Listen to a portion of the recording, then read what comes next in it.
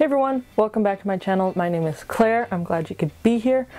Today we're talking about episode 5. It's been a while, I know.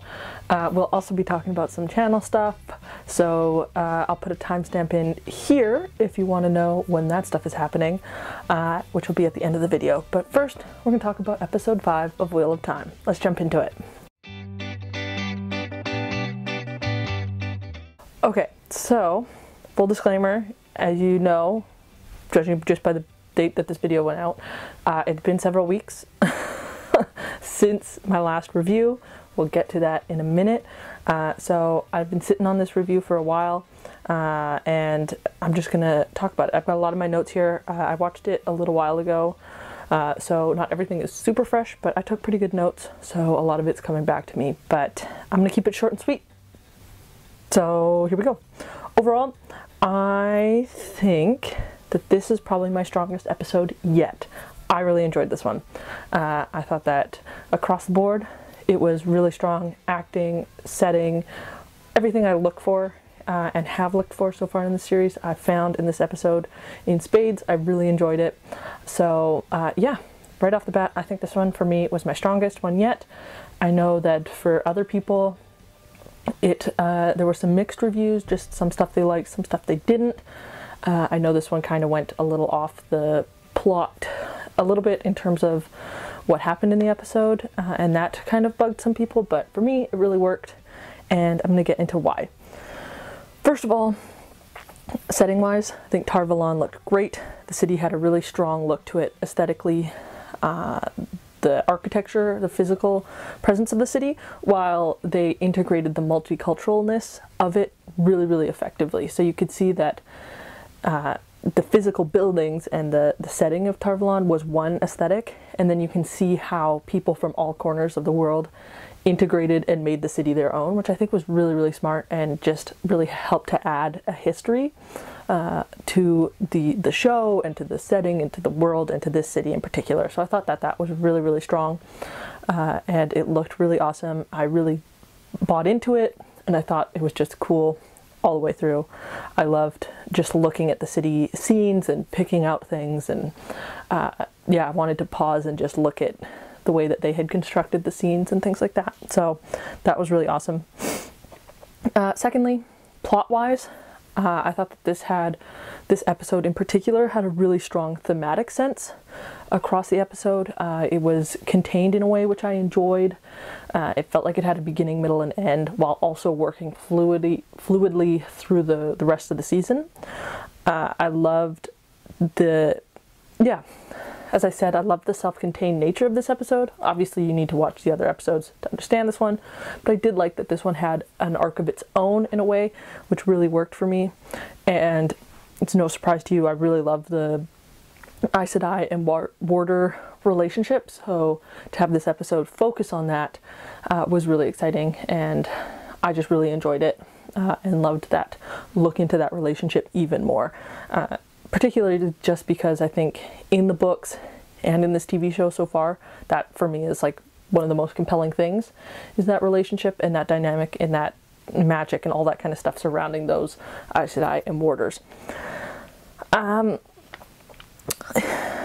also felt it progressed the story well enough. It's a mid-season episode, so it's not going to be like a revelatory episode where it's like big, you know, reveals and like all sorts of stuff. It's like a mid-season episode, so it doesn't need to be doing that, but I felt like it still worked to progress the story well.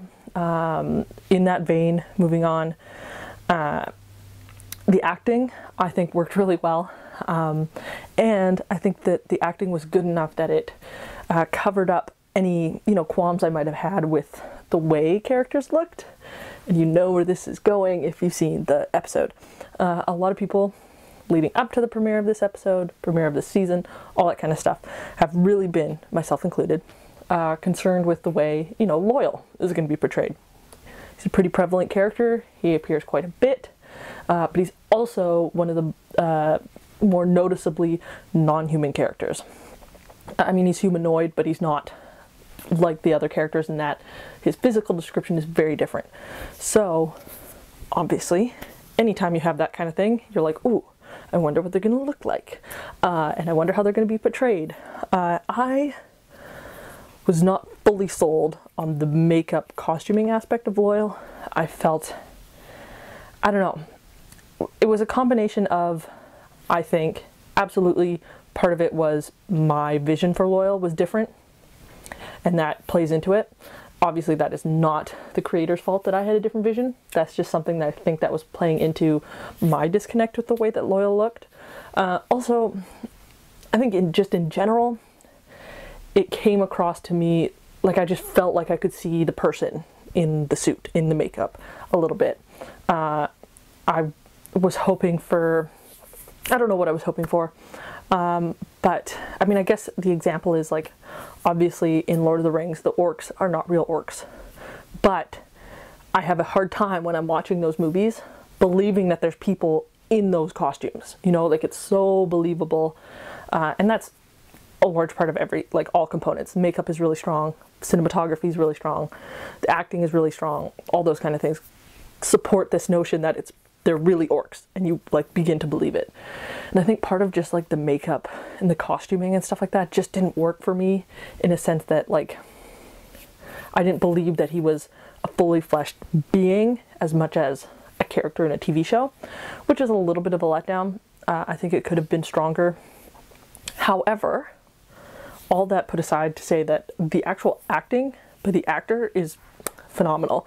I think it's a really sweet portrayal. I think it's super awesome, and it just made me excited. Like the scene you like see Loyal, and then you kind of like get to know him and like hear him. And at first, like when I saw him, I was like, oh, and then once you progress through the episode and you learn a little bit more about him, I was like, oh, no, okay, there's a clear vision for who this character is that this actor is portraying, and I'm in for it, and I'm down. And yeah, I just think the acting was really good, and it actually, by the time the episode finished, I was like, oh, okay, I'm in. I can believe this character, because yeah, that acting just propelled my confidences more than my squirms, I guess, about the way the character looked. So overall, I thought that helped to kind of mask whatever issues I had with the way he looked. Aside from that, I thought that the other acting was really good.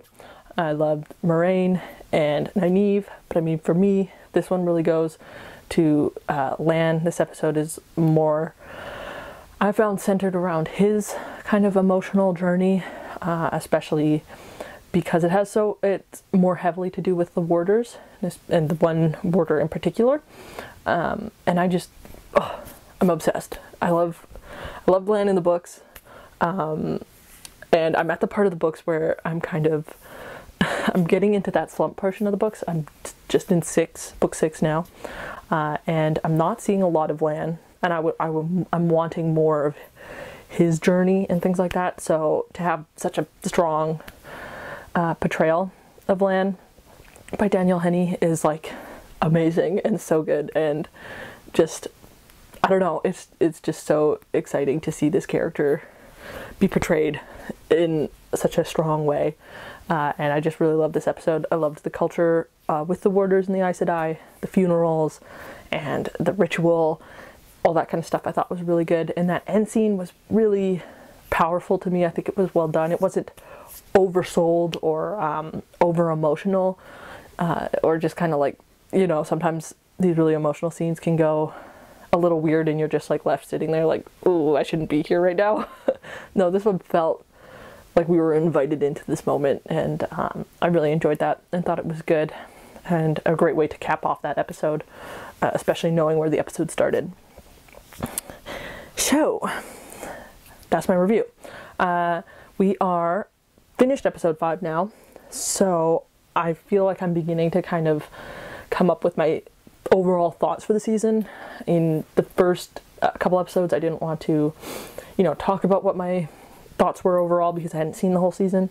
And now, as we're getting closer and closer to the end of season 1, obviously it's now January, so season 1 has ended, but I'm getting to the end of season 1 now, after my break. I feel like now that we're in the mid-season, I'm getting more and more excited. I feel like so far of the 5 episodes, I think every single one gets more, like, gets stronger as we go.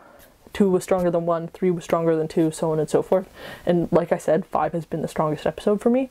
So yeah, my current review in the mid-season of season 1 as a whole has been, after a rocky beginning, every episode has gotten stronger since, which I think is the best way to go. And I'm stoked to see the end of season 1 and beginning of season 2 whenever that comes out. So yeah, that's my review. Transition. Now we get to talk about the exciting stuff. It's continued to snow quite heavily outside, and I'm, you know, snow radar. Okay, my review is done. And then I guess what I was going to talk about is just general channel upkeep stuff. So if you're watching this, thanks for sticking around. I know I dipped for like a month, probably more than a month actually. Your girl got bronchitis. So turns out working 2 jobs that rely heavily on my voice, as well as having a hobby that requires quite a bit of my vocal powers, left me with a case of bronchitis, which really threw me for a loop for like 2 weeks at least. Those of you in the audience who may not have had bronchitis in the past know that it's kind of even if you're cured, quote unquote. I had antibiotics, so I became I wasn't contagious anymore, but it is a long road to kind of reach the vocal strength again. So it was Christmas, I still wasn't feeling 100%, so I just, you know, continued to let myself recuperate, enjoy some family time. I had worked a ton. The theater was like, "You ready to go?" And I was like, "No," and they were like, "Too bad." So I worked a ton. So again, that was another 2 weeks where I was really unable to put aside any time to do this, which sucked. But yeah, that's the gist. It's my list of excuses. I got really sick, then I did a lot of work, and now we're here. And now I'm filming this the first week of January. And yeah, all this to say, let's talk about schedule. So this episode was a review of episode 5. I'm hoping to have probably lumped together 6, 7, and 8. I just feel like I don't want to draw it out anymore after my unexpected break. So I'll probably lump together 6, 7, 8, make it a longer episode for funsies. And then also do a video where I review the whole season, give my whole thoughts, all that kind of stuff. And then other videos I got coming in the pipeline. I haven't done a book haul in a while, so I'm filming some of the books that I've gotten in the last 4 months or so. Some fun stuff there, fantasy, classic lit, contemporary literature, all that kind of stuff. So yeah, and what else?